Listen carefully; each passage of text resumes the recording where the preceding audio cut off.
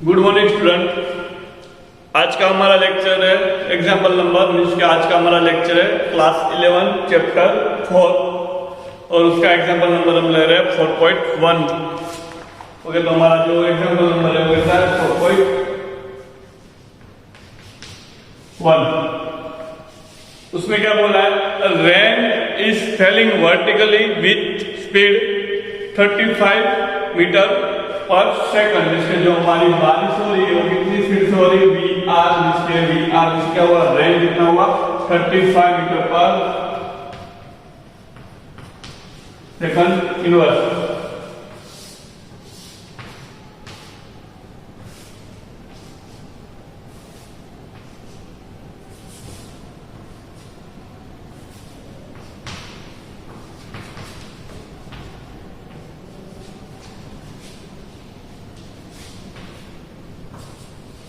Okay, और wind starting blowing after the some time with the speed of 20 meter in east to west direction। इसके east to west direction में जो हमारी क्या हो रहा है, रेन क्या हो रहा है, सॉरी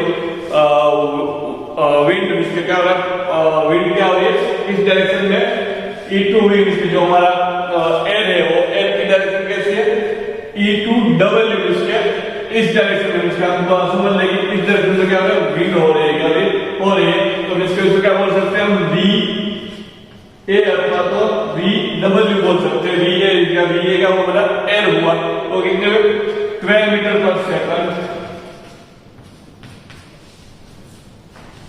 तो हमें क्या बोला है, पूछा है in which direction should a boy waiting at stop to hold his umbrella. अब क्या करना है कि मिस के क्या हो रहा है, एयर क्या हो रहा है, मिस के देखो जो हमारी बारिश है वो इस डायरेक्शन में आ रही है, ओके, और जो हमारा इसके एयर हो इस डायरेक्शन में, ओके, तो ये हमारा क्या हुआ, VA हुआ और ये हमारी क्या हुई, VR हुआ।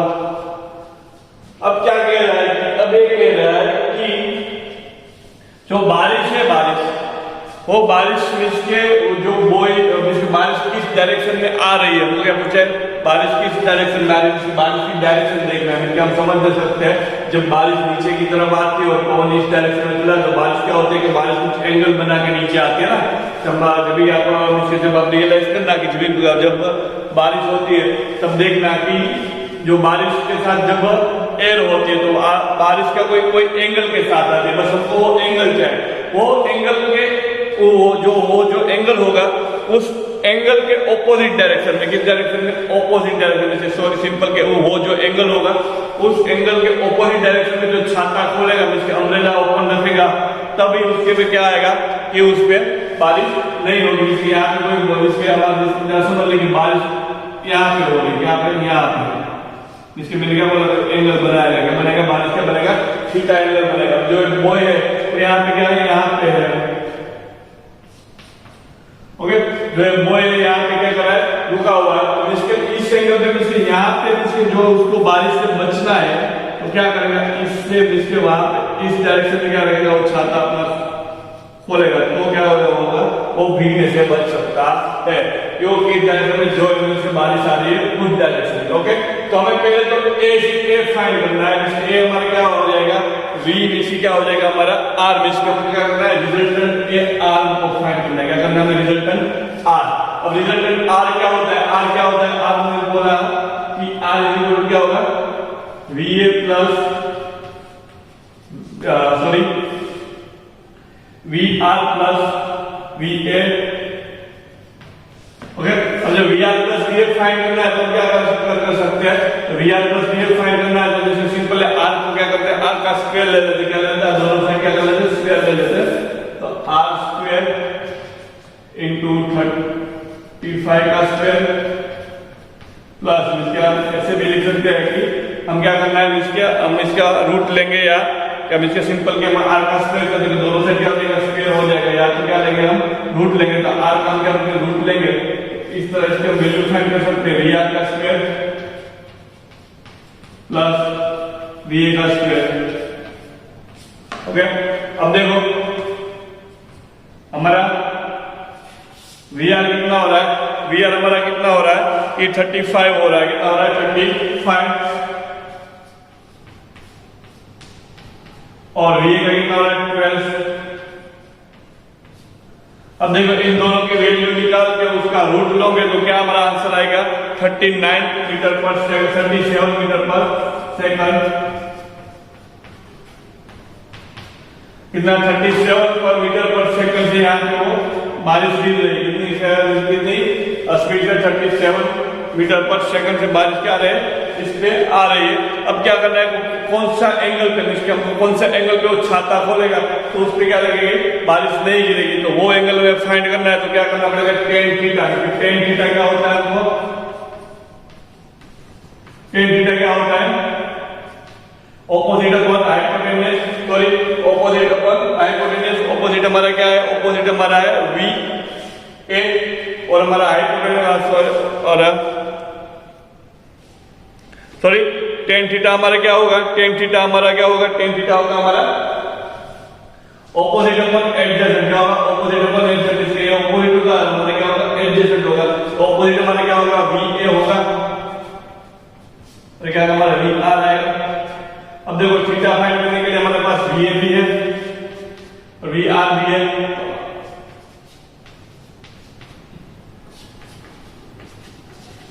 अभी हमें क्या मिला, टेन थीटा मिला। क्या मिला, टेन थीटा में यहाँ क्या चाहिए, टेन इनवर्स चाहिए। क्या चाहिए, टेन इनवर्स। टेन इनवर्स के लिए इसके वैल्यू देखो, इसकी वैल्यू क्या आएगी 393 आएगी। क्या आएगी 0.343। इसकी वैल्यू क्या आएगी 0.343।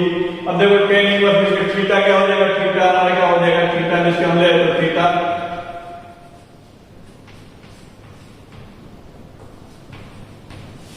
हमारा थीटा आएगा 90 एंगल आएगा। क्या आएगा 90। तो 90 पे इसके 90 पे वो जो खड़ा रहेगा 90 पे इसके टेन इनवर्स वाला टेबल लेके मैं वैल्यू फाइंड कर सकते हैं। अभी 90 पे एंगल पे रहेगा तब इसके वैल्यू क्या आएगी, इसके ऊपर बारिश गिरेगी नहीं। तो मैंने इस तरह इसको क्या सिंपली इस तरह फाइंड कर सकते हैं। ओके, अब यहां से हमारा नेक्स्ट टॉपिक है वो है रिजोल्यूशन ऑफ वेक्टर्स। क्या है रिजोल्यूशन ऑफ वेक्टर।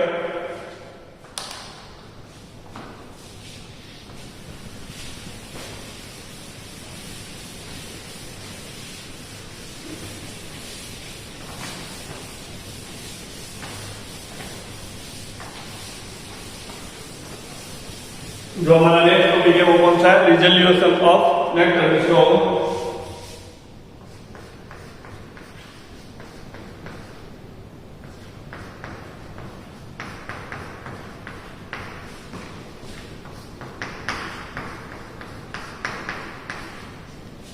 क्या है हमारा next topic, resolution of vector. अब देखो रिजोल्यूशन ऑफ वेक्टर में हम दो चीज के बारे में बात करेंगे। पहले तो हम क्या किसके बारे में बात करेंगे, यूनिट वेक्टर के बारे में। किसके बारे में, यूनिट वेक्टर।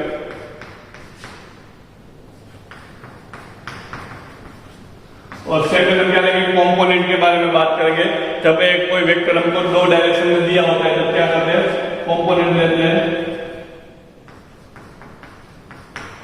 अब देखो रिजोल्यूशन ऑफ वेक्टर क्या होता है, रिजोल्यूशन वेक्टर क्या होता है कि एक से जब इसके दो से ज्यादा वेक्टर दिए होते हैं, क्या देते हैं, दो से ज्यादा जब वेक्टर दिए होते हैं, इसके तीन वेक्टर दिए होते हैं, तब हम क्या इससे किस तरह उसको ऐड करना है, उसको किस तरह का उसका इसके उस वेक्टर को किस तरह का हम ऐड कर सकते हैं, उस वेक्टर की किस तरह हम डायरेक्शन डिफाइन कर सकते हैं, वो यहाँ पे यहाँ पे हम देखेंगे। इसके रिजोल्यूशन वेक्टर का मीनिंग क्या होगा, दो से ज्यादा वेक्टर का क्या करना है, ऐड करना है। क्या करना है, दो से ज्यादा वेक्टर क्या करने हैं, ऐड करने हैं। उसको क्या बोलते हैं, रिजोल्यूशन ऑफ वेक्टर।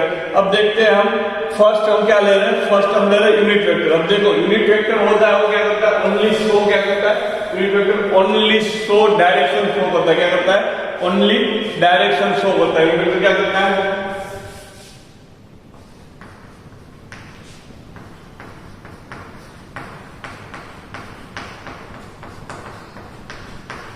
ओके तो शो करता है, डायरेक्शन शो करता है।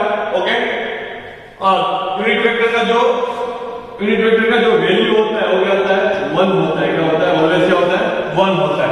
यूनिट वेक्टर कुछ नहीं है, उसकी वैल्यू क्या होती है, 1 होती है। और वो क्या करता है, ऑलवेज डायरेक्शन शो करता है। क्या होता है, ऑलवेज डायरेक्शन शो करता है। अब देखो यूनिट वेक्टर को कैसे डिफाइन करें, यूनिट वेक्टर को डिफाइन करने के लिए हम क्या कर रहे हैं, पहले कि हमारा जो वेक्टर ए है, वेक्टर ए क्या होता है, इसके ए वेक्टर क्या होता है कि मैग्नीट्यूड प्लस इसका वेक्टर क्या होता है कि वेक्टर क्या होता है, वेक्टर क्या होता है, वेक्टर इक्वल क्या होता है,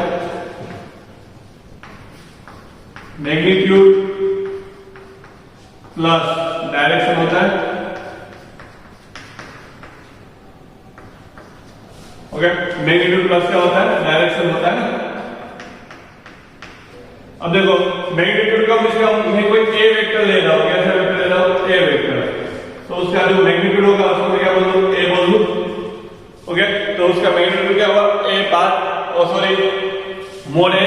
अब देखो अब डायरेक्शन क्या होता है कि डायरेक्शन क्या बोलते हैं, ए केप बोलते, क्या बोलते हैं, ए केप, क्या बोलते हैं, ए केप। डायरेक्शन को किस तरह रिप्रेजेंट करते हैं, केप से रिप्रेजेंट करते हैं। और मैंने क्या बोला, यूनिट वेक्टर क्या शो करता है, डायरेक्शन शो करता है। तो इसके सॉरी यूनिट वेक्टर क्या करता है, डायरेक्शन शो करता है। तो यूनिट वेक्टर को हम क्या लिख सकते हैं, इस तरह लिख सकते हैं, unit vector is equal to क्या आएगा कि वेक्टर ए अपॉन ए। देखो ये क्या हुआ, यूनिट वेक्टर का क्या हुआ, फार्मूला हुआ, क्या हुआ, यूनिट वेक्टर का फार्मूला। यूनिट वेक्टर क्या होता है, ऑलवेज 1 होती है, उसकी वैल्यू क्या होती है 1। वो क्या करता है, ऑलवेज डायरेक्शन ही शो करता है, दूसरा कुछ कोई करता नहीं है। अब देखो यूनिट वेक्टर का हम एग्जांपल देखें तो यूनिट वेक्टर का एक एग्जांपल है कि a bar is equal to 3i plus 4j। अब जो i j क्या डायरेक्शन में शो करता है, i वो एक डायरेक्शन, j क्या है y डायरेक्शन शो करता है, k क्या है z डायरेक्शन शो करता है। अब देखो i j के ओके, अब देखते हैं इसका मुझे क्या करना है, यूनिट वेक्टर फाइंड करना है। यूनिट वेक्टर फाइंड करने के लिए मुझे क्या चाहिए, तो पहले तो मुझे ये वेक्टर दिया, फिर उसका क्या चाहिए, मोड वेक्टर मुझे चाहिए, क्या चाहिए उसका मोड वेक्टर चाहिए, क्या चाहिए उसका मुझे मोड वेक्टर चाहिए। तो मोड वेक्टर चाहिए तो क्या करूंगा, इसके में से इस दोनों का क्या करूंगा, स्क्वायर कर दूंगा, 3 का स्क्वायर और 4 का स्क्वायर, कितना आएगा 9 प्लस 16 5 आएगा, ये हमारा क्या आएगा 5 आएगा। ओके, अब देखो यूनिट वेक्टर मुझे फाइंड करना है तो कैसे करेंगे, तो क्या करेंगे 3i प्लस 4j अपॉन 5।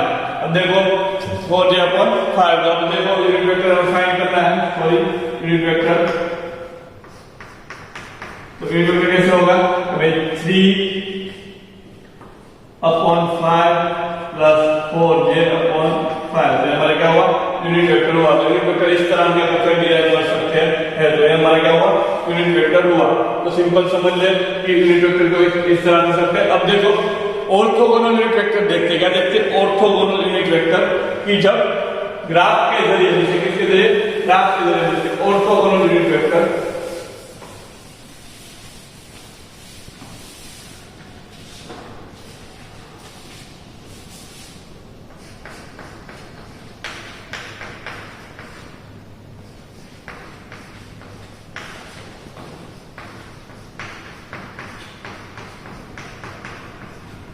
क्या है, orthogonal unit vector. Orthogonal unit vector में क्या होता है कि अब हम क्या करेंगे कि कोई फॉर्म, इसके हम कोई फोर्स लेंगे, जिसके फोर्स का हमको क्या दिया है, फोर्स हमें इसके ऑर्थोगोनल यूनिट वेक्टर में क्या होता है कि देखो ये जो हमारा, इसको हम क्या बोल देते हैं, y बोल देते हैं, क्या बोलते हैं इसको, y।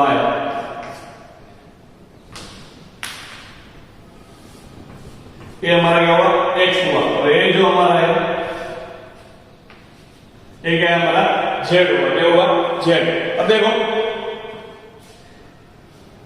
ये जो y है इसके यहां तक का, इसके इस y है, तो y को हम क्या बोलते हैं, इसको कैसे डिनोट करते हैं, j से डिनोट करते हैं, किससे, j से, इसको क्या बोलते हैं, j कैप, क्या बोलते हैं, j कैप। ओके, फिर जो हमारा i है, i की डायरेक्शन को कैसे ऑर्थोगोनल में रिप्रेजेंट करते हैं, i कैप, और जो हमारा z का डायरेक्शन है, z का डायरेक्शन उसको हम किस तरह, उसको क्या बोलते हैं, k कैप। ओके, तो मुझे क्या दिया है कि मुझे बोला गया है कि f है, f निश्चित, तो मुझे f दिया है, मुझे f का इसके डिफरेंट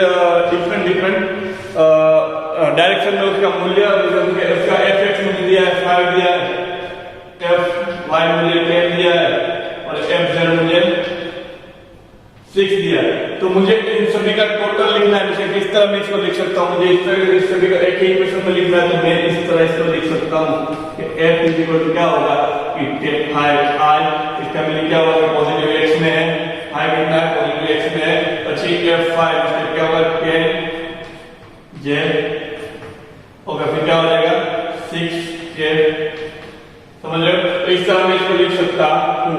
ओके, तो सिंपल है आई जे के, इसके आई जे के इस तरह इसके ऑर्थोगोनल वेक्टर क्या हुआ, हमारे ऑर्थोगोनल वेक्टर हुआ।